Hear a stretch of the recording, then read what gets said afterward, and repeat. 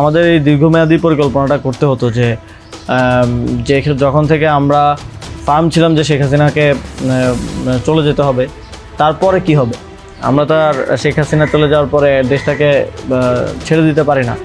তো এই জায়গা থেকে আমরা দেখা যায় যে এই চিন্তাটা আস্তে আস্তে আসতে থাকে। কিন্তু ওই সময়টাতে আসলে এটা বিশ্বাস করাও কঠিন ছিল যে 5 তারিখের মধ্যেই হয়তো হয়ে যাবে। আমাদের তো এমনকি সশস্ত্র অভ্যুত্থানের প্রস্তুতিও ছিল। 5 তারিখ যদি আমরা সফল না হতাম, হয়তো আমরা অস্ত্র তুলে নেওয়ার ঘোষণা দিতাম। এবং নাহিদ ভাই ভিডিওবার তো রেডি রেখেছিল, আমিও কি ঘোষণা দিব সেটাও রেডি ছিল। তবে এর আগে আমরা এটা অনুভব করি যে পরবর্তীতে আমরা আসলে দেশটার আসলে কি হবে শেখ হাসিনা চলে যাওয়ার পরে। সেই জায়গা থেকে মানে এটা কোনো কালেকটিভ ডিসিশন এরকম ছিল না, এমন না যে আমরা মিটিং করে ডিসিশন নিয়েছি যে ডক্টর ইউনূসকে প্রধান উপদেষ্টা বানানো হবে বা এরকম কিছু। তখন আমার মূলত যোগাযোগ হয় ইয়ার সাথে, যে যোগাযোগ হচ্ছিল আমেরিকান এম্বাসির কয়েকজনের সাথে। এর পাশাপাশি হচ্ছে সাবেক ছাত্রদলের এক বড় ভাই আছেন শামীম ভাই, উনি মিরপুরে অর্গানাইজার হিসেবে খুব ভালো ভূমিকা পালন করছিলেন। তো ওনার সাথে আমার যোগাযোগ হচ্ছিল। উনি মূলত ওনার যোগাযোগটা ছিল মূলত মুশফিকুল ফজল আনসারি ওনাদের সাথে আর কি। তো ওনার মাধ্যমে আমার ডক্টর আলী রিয়াজ, তারপর হচ্ছে বদির আলম মজুমদার স্যারদের সাথে যোগাযোগ হয়। ওনাদের সাথে আমি কথা বলি। 1 তারিখ যখন আমাদেরকে ডিবি থেকে ছেড়ে দেওয়া হয়, সেদিন প্রাথমিক কথা হয়, কিন্তু 2 তারিখ মূলত আসল কথাবার্তা শুরু হয়। ওনাদের সাথে কথা বলে এবং ওনাদেরকে তখন আমি জিজ্ঞেস করছিলাম যে ডক্টর মোহাম্মদ ইউনূস কি আসবেন কিনা যদি আমরা আহ্বান করি। তো সবার একটা কমন কথা ছিল উনি আসবেন না, কারণ ওনাকে এর আগেও তো অনেকবার চেষ্টা হয়েছে আহ্বান করার। ওই 24 নির্বাচনের আগেও একটা আলোচনা ছিল এবং এর আগেও 19 সালের দিকে একটা আলোচনা ছিল। এর আগেও যখন তত্ত্বাবধায়ক সরকার ছিল তখনও ওনাকে আনার চেষ্টা করা হয়েছিল, বাট উনি সবসময় পলিটিক্যালি থেকে রিফিউজ করেছেন, দূরে থাকতে চেয়েছেন। তো আলী রিয়াজ স্যারও আমাকে বললেন, বদির আলম মজুমদার স্যারও বললেন যে উনি আসবেন না। আরও যাদের সাথে কথা হচ্ছিল উনি রাজি হবেন না, এই ধরনের একটা কথা ছিল। বাট আমি সরাসরি ওনার সাথেই কথা বলতে চাই। এবং তখন হচ্ছে শামীম ভাই আমাকে ওনার বর্তমান যে এপিএস সাব্বির ভাইয়ের নাম্বার দেন। তো সাব্বির ভাইয়ের সাথে যোগাযোগ করার পর সাব্বির ভাই আমাকে বলেন যে আমি তো স্যারের সাথে নাই। তো স্যারের সাথে মঈন চৌধুরী নামের একজন তখন স্যারের প্রাইভেট সেক্রেটারি হিসেবে কাজ করছিলেন। তো সাব্বির ভাই আমাকে মঈন চৌধুরীর নাম্বার দেন। মঈন চৌধুরীর সাথে আমি যোগাযোগ করি 2 তারিখ কি 3 তারিখ হবে, এবং ওনার সাথে আমার কথা হয়। এবং উনি তখন বলছিলেন যে স্যারের একটা ছোটো সার্জারি আছে। স্যার তখন ফ্রান্সে ছিলেন। তো সার্জারি আছে এবং পরবর্তীতে আমি ওনাকে মেসেজগুলো ক্লিয়ার করার চেষ্টা করি যে আমরা চাচ্ছি এমনটা। তো উনি স্যারের সাথে কথা বলেন। স্যার আমাদেরকে পরে একটা মেসেজ পাঠান যে তোমরা যেটা করতেছো আমি তোমাদের সাথে আছি আর কি। এটা হচ্ছে 2 তারিখের দিকে স্যার একটা মেসেজ আমাদেরকে পাঠান থ্রু মঈন চৌধুরী, কিন্তু তখনও কথা হয়নি। তার সাথে আমার প্রথম কথা হচ্ছে মানে আমি বারবার ইনসিস্ট করছিলাম সরাসরি কথা বলতে, কারণ সবাই অনুৎসাহিত করতেছে যে স্যার আসবেন না, আদার অপশনস দেখার জন্য, প্রধান উপদেষ্টা হিসেবে অন্য কাউকে দেখার জন্য অনেক নামও আসতেছিল, অনেক নামও সাজেশন আসতেছিল।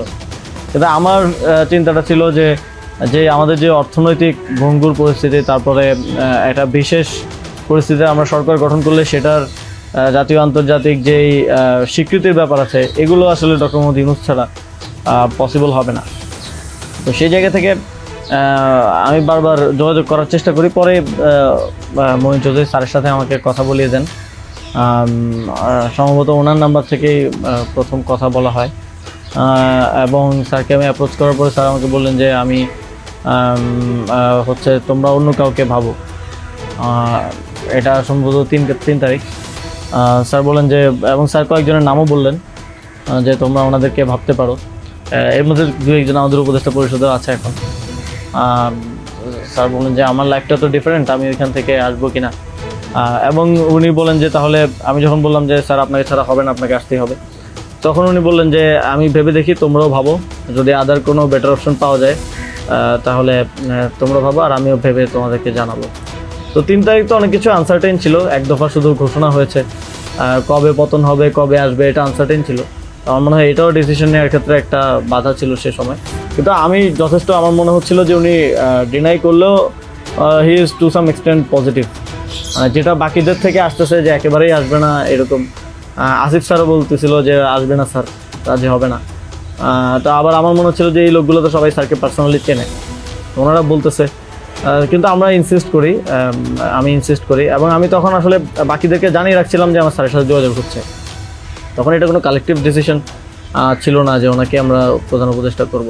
আমি নাহিদ ভাই, মাহফুজ ভাইদেরকে জানিয়ে রাখি যে আমার ওনার সাথে যোগাযোগ হচ্ছে, দেখি এটা কোথায় যায়। আর সবার কাছেই তো তখন সময়টা আনসার্টেন ছিল যে কখন পতন হবে, কখন সরকার হবে।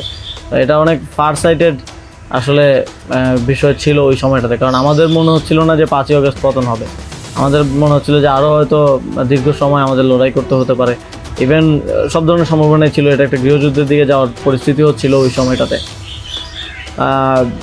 তো পরবর্তীতে যখন এরপরও স্যারের সাথে আমার কমিউনিকেশন, স্যারের টিমের সাথে কমিউনিকেশন চলছিল। 5 তারিখ মূলত স্যারের সাথে আবার কথা হয়। মহিন চৌধুরীর সাথে রেগুলারই কথা হচ্ছিল, প্রতিদিন 2-3 বার কলে কথা বলছিলাম। 5 তারিখ স্যার যখন সার্জারিতে ঢুকবেন, ঢোকার আগে হচ্ছে কথা হয়, যখন শেখ হাসিনা পালিয়ে গেল সন্ধ্যায় আমরা চ্যানেল 24-এর অফিসে। তখন আমি স্যারের সাথে কথা বলতে চাই যে এখন তো পতন হয়ে গেছে, এখন একটা ডিসিশনে আসতে হবে। তো তখন মহিন ভাই স্যারের সাথে আমাদেরকে কলে যুক্ত করেন। তো চ্যানেল 24 অফিসেই নাহিদ ভাই আর আমি আমার ফোন থেকে লাউডস্পিকারে স্যারের সাথে কথা বলি। তো স্যারকে আমরা বলি যে স্যার এখন একটা ডিসিশন আসতে হবে, আর স্যারও সার্জারিতে চলে যাচ্ছিলেন তারপরে ডিসিশন দেওয়াটা। তো স্যার এক ধরনের তখন মনোসম্মতি দিলেন যে আমি আসব।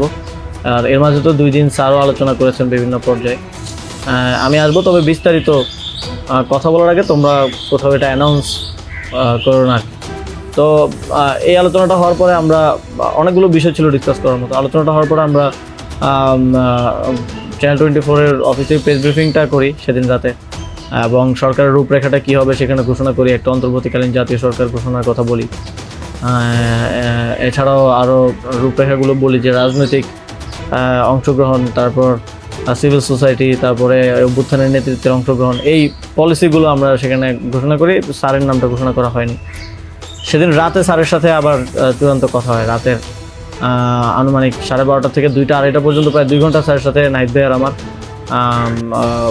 কলে কথা হয়, এবং সেখানে আমরা বিস্তারিত বিভিন্ন বিষয়গুলো আলোচনা করি, এবং স্যারের কিছু কনসার্ন ছিল সেগুলো আমরা ডিসকাস করি যে এটা আবার 1-11 মতো একটা সরকার হবে কিনা, মানে আমরা ক্ষমতায় বসবো কিন্তু পেছন থেকে আর্মি আমাদেরকে চালাবে কিনা, অথবা অন্য কেউ আমাদেরকে ডিক্টেট করবে কিনা। স্যারের কনসার্ন ছিল এটা। স্যারের কনসার্ন ছিল যে আমি আসলে আমাকেই স্বাধীনতাটা দিতে হবে, আমি আসলে এটা আর্মি রান করবে কিংবা পেছন থেকে কেউ রান করবে, এটা হলে আমি আসবো না। তো আমরা স্যারকে বলেছি যে আমাদের পজিশনে এটাই, যে গভর্নমেন্ট যদি আমরা ফর্ম করি, গভর্নমেন্ট স্বাধীনভাবে কাজ করতে হবে, এবং এখানে সেনাবাহিনী কিংবা অন্য কোনো অথরিটি যদি হস্তক্ষেপ করতে চায় সেক্ষেত্রে আমরা মাঠ থেকে সেটাকে চ্যালেঞ্জ করবো আর কি। তো এই ধরনের একটা নিশ্চয়তা স্যারকে আমরা দিই আমাদের এন্ড থেকে। তারপর এক ধরনের কথা হয় যে উপদেষ্টা পরিষদ কেমন হবে, স্যার আমাদেরকে বলেন যে তোমরা ঠিক করো, আর স্যার কিছু সাজেশন দেন। স্যারের টিম থেকে 6 তারিখ সম্ভবত প্রায় 5 তারিখ রাতেই 23-24টা নাম আসে আমার কাছে। তো ওই নামগুলোর সাথে আমরা যে নামগুলো ঠিক করি প্রায় কমন ছিল অনেকগুলো। তারপর আমরা একটা লিয়াজু কমিটি করা হয়, যারা হচ্ছে সকল রাজনৈতিক দলের সাথে আলোচনার ভিত্তিতে একটা উপদেষ্টা পরিষদ গঠন করবে। তো ওই লিয়াজু কমিটির আহ্বায়ক ছিল মাহফুজ ভাই। তো ওনারা কমিউনিকেশন শুরু করে দেয় জামাতের সাথে, বিএনপির সাথে, আরও যারা রাজনৈতিক দল আছে, সিভিল সোসাইটি আছে, তাদের সাথে যোগাযোগের মাধ্যমে সবার থেকে নাম প্রস্তাব আসতে থাকে। কিছু নাম ছিল কমন, আমাদের এখানেও কমন, যেমন কিছু মানুষজন, যেমন সালাউদ্দিন আহমেদ স্যার, উনি তো অর্থনীতিতে বাংলাদেশে মানে এই মুহূর্তে যদি আমরা চিন্তা করি তাহলে ওয়ান অফ দ্য বেস্ট। তো ওনার নামটা সব দিক থেকে আসে। তো এরকম কিছু কমন নাম আসে, আবার কিছু নাম দেখা যায় আমরা ইনক্লুড করি বা কোনো এক পক্ষ থেকে আসে কিন্তু অন্য পক্ষ এটাকে আবার রিফিউজ করে। বিএনপির কিছু নামের ব্যাপারে আপত্তি ছিল, তাদেরকে পরে নেওয়া হয়নি। তো এভাবে একটা মোটামুটি সবার সাথে কনসালটেশনের ভিত্তিতে একটা উপদেষ্টা তালিকা করা হয়, এবং যেদিন স্যার ল্যান্ড করে বাংলাদেশে আসেন 8 তারিখ দুপুরে, আর্মি থেকেও কিছু নাম প্রস্তাব করা হয়। এটা আমরা একটু প্রায় 5-6টা নাম আমরা একটু ঘেটে দেখলাম যে এই লোকগুলো ওইভাবে সর্বজন গ্রহণযোগ্য না। এবং আরেকটা সমস্যা হচ্ছে তাদের অনেকেরই হয় না যে সফট আওয়ামী লীগ অ্যান্ড আওয়ামী লীগের সিভিল সোসাইটি হিসেবে পরিচিত, অথবা তাদের ব্যাকগ্রাউন্ডটা একজন আর্মি অফিসিয়ালসের নাম ছিল সেখানে, এক্স আর্মি অফিসিয়াল। তার ব্যাকগ্রাউন্ড আমরা দেখি যে তিনি ইন্ডিয়ায় তিনি 4 বছর ছিলেন এবং 4 বছরে তিনি কয়েকটা কোর্স করেছেন সেখানে। সো আবার ওনার ব্যাপারে জনমত হচ্ছে কানেক্টিভিটি আছে। তো ওই নামগুলো আমরা কেটে দেই এবং সেখানে আর্মি কিছুটা নাকশ হয় যে এই নামগুলো কেটে দেওয়ার পরে। এবং ওই স্যারের সামনে রেখেই, কারণ স্যার ওই যখন ভিভিআইপি লাউঞ্জে স্যার ছিলেন এয়ারপোর্টে, তো স্যারের সামনে রেখে আমি আর আসিফ স্যার নামগুলো কেটে দিই যে এই নামগুলো তো আমরা দেই নাই। সেখানে আর্মি চিফও ছিলেন। তো আমাদের ইয়েটা ছিল এটাই যে আগের রাতে আমরা যেটা কথা বললাম যে এই উপদেষ্টা পরিষদে যদি আর্মির লোকজনই বেশি থাকে তাহলে তো এটা দিন শেষে আর্মি ব্যাগ আবার 111 টাইপ গভর্নমেন্টই হচ্ছে।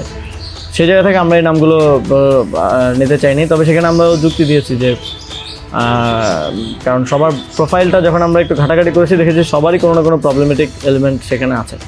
হয় তার কানেক্টিভিটি হিসেবে জনমত আছে, মানুষের মধ্যে গুঞ্জন আছে, অথবা তার আওয়ামী লীগের সিভিল সোসাইটি হিসেবে পরিচিতি আছে।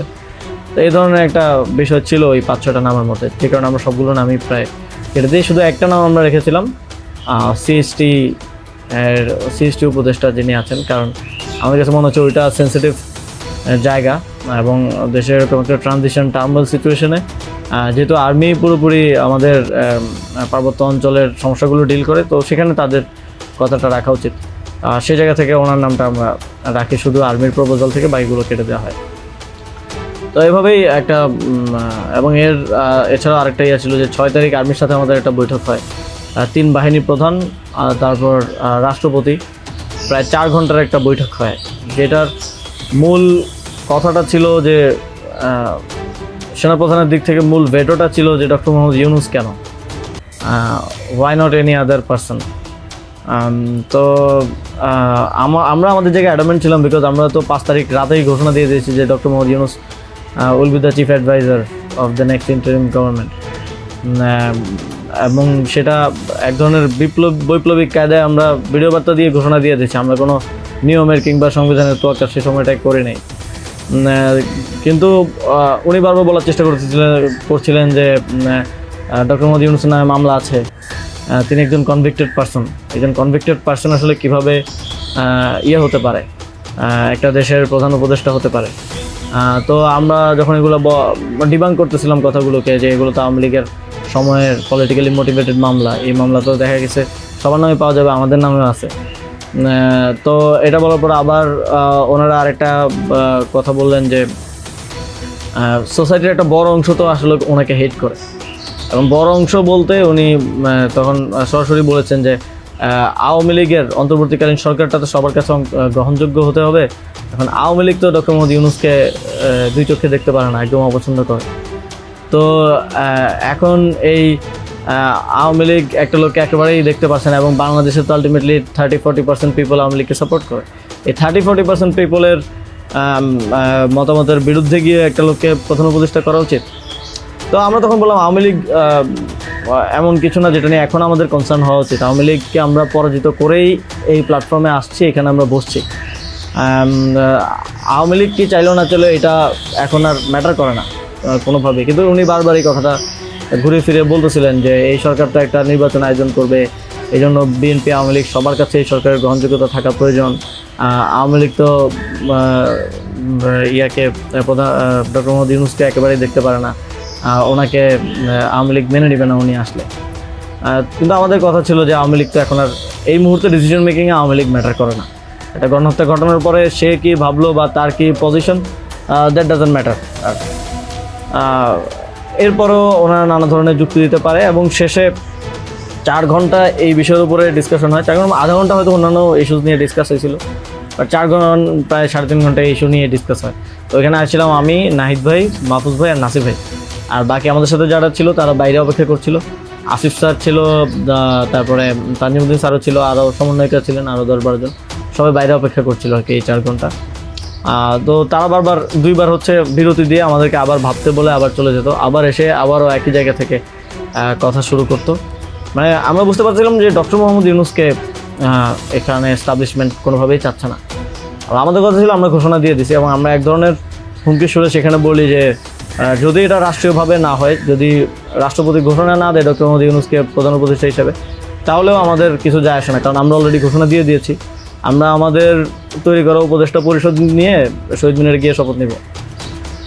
এই হুমকিটা দেওয়ার পরে তারা একটু মানে নড়ে চড়ে বসে এবং তারা গিয়ে রাষ্ট্রপতির সাথে ডিসকাস করে আসে। এবং সেনাপ্রধান লাস্ট আমার মনে করে আমাদেরকে বলেছিল যে আমি বুকে পাথর চাপা দিয়ে এই সিদ্ধান্তটা মেনে নিচ্ছি। এবং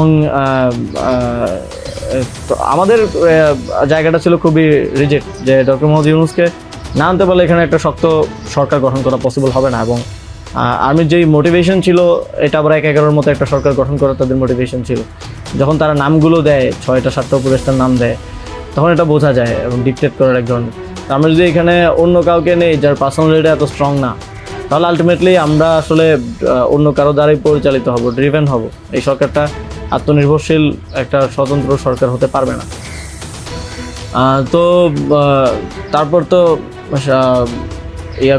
রাষ্ট্রপতি ঘোষণা দেয় ডক্টর মোহাম্মদ ইউনূসকে প্রধান উপদেষ্টা হিসেবে ৬ তারিখই, এবং ৮ তারিখ হচ্ছে পরবর্তী উপদেষ্টা পরিষদটা গঠিত হয়। ৮ তারিখ শপথ অনুষ্ঠানটা হয়।